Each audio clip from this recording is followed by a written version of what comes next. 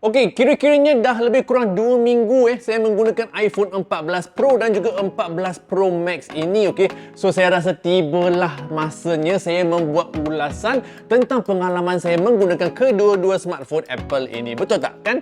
Jom kita lihatkan.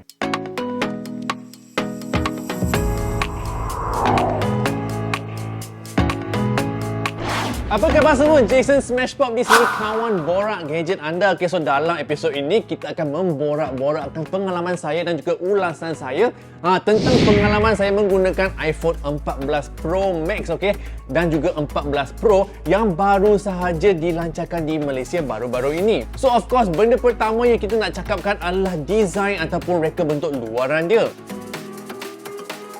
So, banyak yang tanyakan saya, 14 Pro dan Pro Max ini apakah perbezaan dia dengan generasi sebelum ini, iaitu 13 Pro dan juga 13 Pro Max, okey? Sebenarnya tak ada, okey?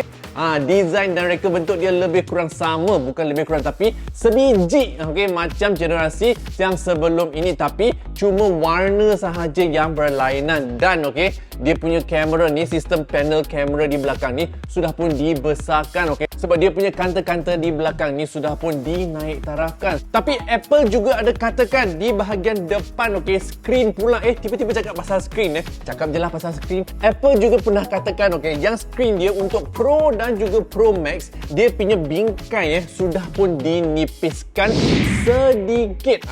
Okey, jika you letakkan bersebelahan dengan 13 Pro dan juga Pro Max, memang mungkin boleh nampak, okey, tapi jika tak diletakkan bersama-sama memang tak akan nampak dia punya perbezaan tu terlalu sikit, okey. Skrin dia ni kini boleh diterangkan sehingga 2000 nit, okey. Seperti yang anda lihatkan di sini. Walaupun saya ada di luar, di tepi jalan, di bawah cahaya matahari, skrin tu masih jelas kelihatan dan juga semua warnanya juga jelas kelihatan dan juga sangat-sangat pekat, sangat-sangat ketara, okey. Memang tak ada masalah tentang keterangan skrin ini, okey. So untuk siapa-siapa yang tak tahu, kedua-dua saiz untuk iPhone Pro dan juga Pro Max ini adalah 6.1 inci dan juga 6.7 inci, okey, sama sahaja dengan 13 Pro dan juga Pro Max. So bila dibandingkan, okey, memang tak ada perbezaan lah saiz, reka bentuk dan juga saiz skrin, okey, tapi of course resolusi sudah pun dinaik tarafkan juga.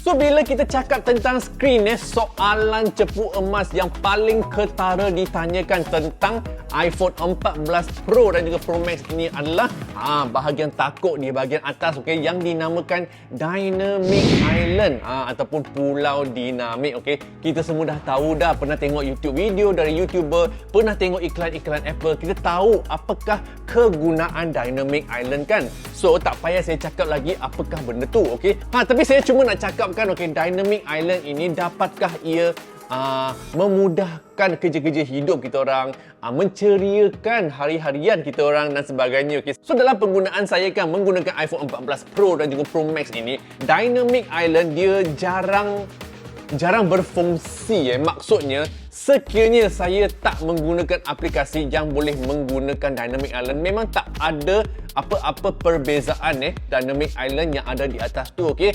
Cuma bila saya mainkan lagu dalam aplikasi Spotify ke, Apple Music ke, YouTube Music ke dan sebagainya, saya boleh nampak, okey, aplikasi tersebut boleh masuk ke dalam Dynamic Island dan lepas tu saya boleh tekan lama-lama untuk melihat widget untuk aplikasi-aplikasi yang berkenaan, okey. Kalau dalam aspek itu memang seronok dan memang baik sekali sebab kita boleh nampak, okey, status aplikasi yang tengah berjalan di latar belakang, seperti bila kita mulakan timer, seperti bila kita mulakan navigasi untuk peta dan sebagainya, okey. Dan of course, benda yang paling kerap kita lihatkan untuk Dynamic Island ini adalah untuk Face ID, AirDrop dan sebagainya, sebab semua notifikasi untuk benda-benda ni kan, benda-benda harian ini sudah pun dimasukkan ke dalam Dynamic Island. So pada pandangan saya sangat-sangat sukakan Dynamic Island, okey. Seterusnya saya nak cakapkan satu ciri, okey, yang cuma ada di generasi kini 14 Pro dengan Pro Max, okey, iaitu always on display. Skrin yang anda lihatkan di sini, okey, tak ada always on display. Tahu tak kenapa? Sebab saya telah pun menyahaktifkan ciri ini, okey. Pada pengalaman saya memang tak suka ciri ini sebab always on display terlalu terang, okey. So ciri ini kan patut cuma tunjukkan jam ataupun ikon-ikon notifikasi sahaja di dalam skrin masa skrin telah pun padam. Tapi untuk ciri always on display Apple ni, diorang cuba membuat sesuatu yang luar biasa lah, katakan kononnya lah, okey. Mereka masukkan sekali gambar wallpaper lah, aplikasi yang tengah berjalan lah dan sebagainya di dalam lock screen. Cuma keterangan dia mereka turunkan sehingga lebih kurang 1 ke 2%. So jika phone ini saya letakkan di atas meja, saya sentiasa fikir ada message yang sampai, ada notifikasi. So setiap kali masa saya tengah buat kerja, saya kena lihat skrin saya tau, sebab skrin terang kan. So setiap kali tipah tertipu ingatkan ada notifikasi, tapi sebenarnya tak ada sebab saya memang tak ada pun kawan. So jika you tanya saya always on display ini penting ke tidak, saya rasa penting. Tapi jika ia membuatkan leher kita letih sebab sentiasa kena toleh macam ni, tak payahlah, okey, kita padamkan sahaja, kita aktifkan. Tapi itu saya subjektif, saya tak suka. Tapi kalau anda suka ciri always on display, anda sentiasa boleh aktifkan untuk iPhone 14 Pro dan juga Pro Max anda. Okey, masa untuk cakap tentang prestasi kamera dan juga prestasi kanta-kanta untuk fotografi, videografi, selfie dan sebagainya untuk kamera iPhone 14 Pro dan juga 14 Pro Max, okey. Sebenarnya untuk kedua-dua model ni sama sahaja spesifikasi kamera. Cuma apa yang berlainan, skrin dan juga saiz bateri sahaja berlainan, okey. So untuk iPhone 14 Pro Max ini ciri yang paling special, okey, kanta utama dia ini menggunakan sensor 48 megapiksel, okey. Ada pula banyak yang tanya, so setiap gambar pun 48 megapiksel ke? Tak ada. Sebab sensor dia cuma dibesarkan menjadi 48 megapiksel, tapi setiap gambar mereka akan kompreskan ataupun kecilkan menjadi 12 megapiksel seperti iPhone sebelum ini. So apakah perbezaannya?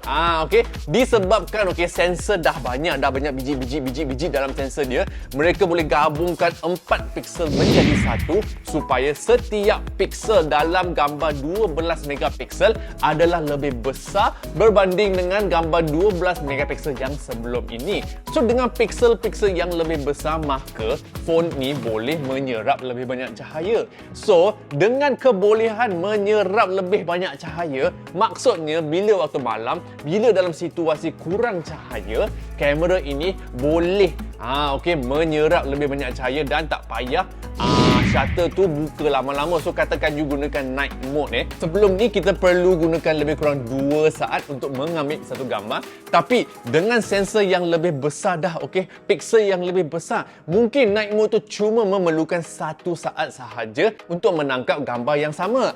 Macam tu lah, Ada pula yang tanya, so kalau nak ambil gambar 48 megapiksel boleh ke? Boleh. So Apple telah pun setkan sekiranya anda nak ambil gambar 48 megapiksel, anda boleh aktifkan mode Pro RAW, Pro RAW ni maksudnya dia bagikan anda semua data-data gambar, semua kawalan dan tetapan yang anda perlukan untuk gambar yang anda nak ambilkan, So setiap gambar Pro RAW memang datang dengan 48 megapiksel. Maksudnya lepas kita ambil, kita boleh zoom 100% dan lihatkan, wah memang cantik lah gambar tu. Lepas tu you boleh zoom lagi untuk melihat butiran-butiran gambar. Jika dibandingkan gambar untuk 48 megapiksel, butiran dia adalah lebih cantik, lebih detail, berbanding dengan gambar 12 megapiksel. Selain daripada itu, kanta luas dan juga kanta zoom telah pun dinaik tarafkan. Sekarang gambar untuk kanta ultra luas ni lebih detail, lebih cantik sebab dulu ada blur-blur sikit, sekarang dah tak ada blur-blur dah, bila you gunakan ultra wide. Dan zoom, kini kita ada 1 kali, 2 kali dan juga 3 kali. Sebelum ni cuma ada 1 kali dan 3 kali sahaja, Okey, tentang video pula, okey, tak payah cakap. Memang tiada tandingan, okey, quality video untuk iPhone. Tapi kini, I sangat happy, okey, dengan iPhone 14 Pro dan juga Pro Max sebab video cinematic mode. Okey, cinematic tu maksudnya latar belakang dikaburkan masa you record video cinematic. Okey, sekarang generasi 14 ini cinematic mode menyokong 4K. Maksudnya video yang kita shootkan menggunakan cinematic mode adalah lebih high res, lebih professional dah, okey. Untuk generasi 14 ini ada juga mode yang terbaru yang dipanggil action mode. Action mode ni adalah untuk semua yang suka rakam video masa tengah berjalan, masa tengah berlari dan sebagainya sebab sistem penstabilnya adalah sangat-sangat kuat, okey. Di mana walaupun kita memegang iPhone lepas tu kita larilah, kita lari-lari sambil merakam video, video tu akan menjadi sangat-sangat stabil. Tapi okey, ada tapi video 4K biasa bila dirakamkan menggunakan action mode dia akan di-cropkan dan resolusi yang kita dapat cuma sehingga 2.8K sahaja dan kita tak akan dapat 4K. Bukan Apple tak suka you memang semua sistem kamera yang kena ada sistem penstabil yang kuat, dia punya cropping memang kuat sekali. Tapi untuk ini 2.8K pun masih sangat-sangat high res. So I rasa okey. Okey, disebabkan saya dah ambil terlalu banyak gambar dalam jangka masa 2 minggu ni menggunakan iPhone 14 Pro dan Pro Max. Saya ada banyak gambar lah. You all tengoklah. You all tengoklah sampai puas-puas. Ultra wide lah, zoom lah, 1 times lah, 2 times, 3 times lah dan sebagainya. Lihatkan. Lupa pula nak cakap kamera selfie yang ada di dalam Dynamic Island sekarang sudah pun dinaik tarafkan 12 megapiksel dan juga ada autofocus. Dengan sistem autofocus yang selalu fokuskan muka kita orang. Maksudnya setiap selfie muka kita orang confirm tajam, confirm sharp, Lihatkan sampel-sampel gambar juga.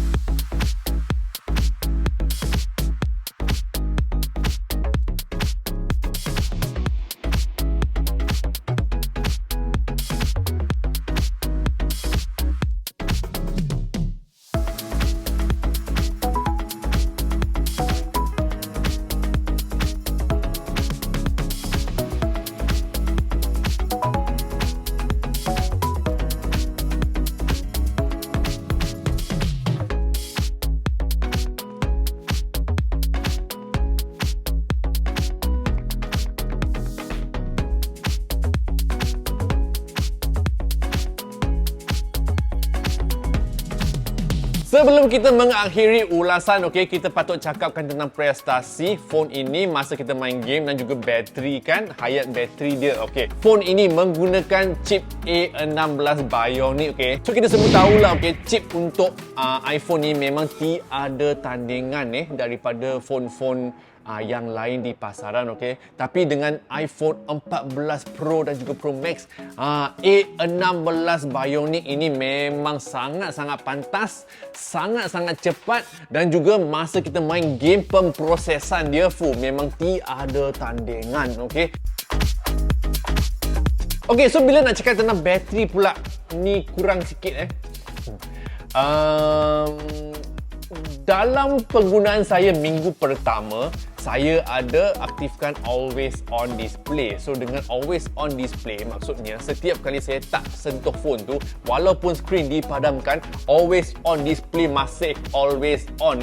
So dengan itu bateri memang kurang sedikit prestasi dia berbanding dengan 13 Pro Max saya yang sebelum ini. So masa saya switch off kan, saya padamkan always on display, tak nak guna bateri dia masih boleh tahan. Tapi saya rasakan memang masih kurang sikit untuk iPhone 14 Pro Max bateri dia.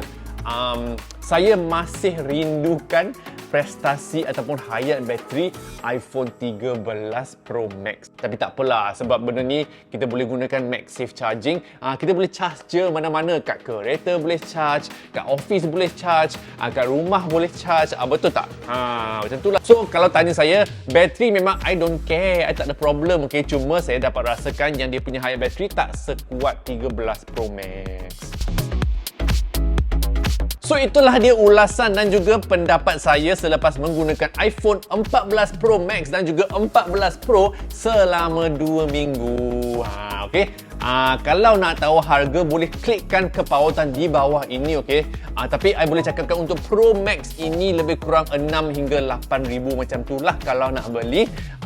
Kalau anda tengah gunakan iPhone 13 Pro ataupun Pro Max, I syorkan anda tunggu sampai tahun depan, tak payah upgrade ke 14. Tapi sekiranya anda gunakan 12 ataupun 11 ataupun model-model yang sebelum tu, I rasa memang kena upgrade lah. Sebab iPhone 14 Pro dan juga Pro Max ini kamera dia memang sangat hebat lah. Saya sangat suka sistem kamera, terutamanya sistem 48 megapiksel ini, dan of course Dynamic Island. Siapa tak suka kan? Sebab sekarang memang ada banyak aplikasi yang boleh menggunakan Dynamic Island untuk iPhone 14 Pro dan Pro Max ini.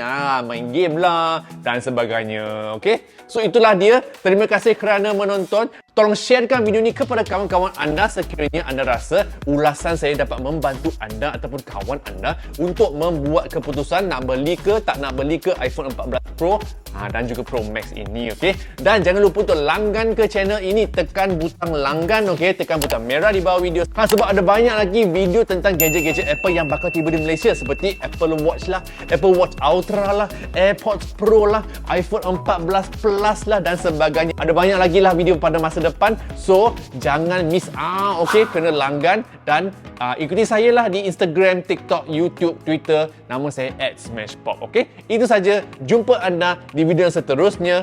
Yo.